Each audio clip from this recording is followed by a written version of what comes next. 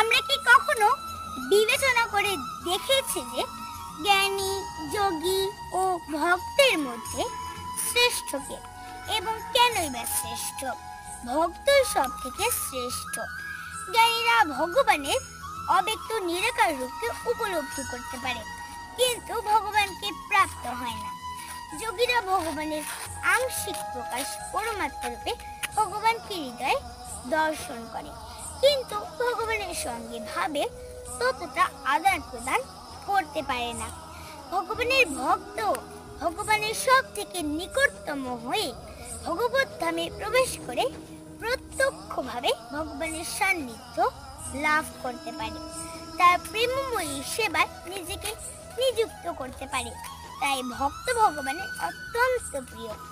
গীতায় ভগবান শ্রীকৃষ্ণ এজন্য ভক্তের শ্রেষ্ঠত্ব ঘোষণা করেছেন।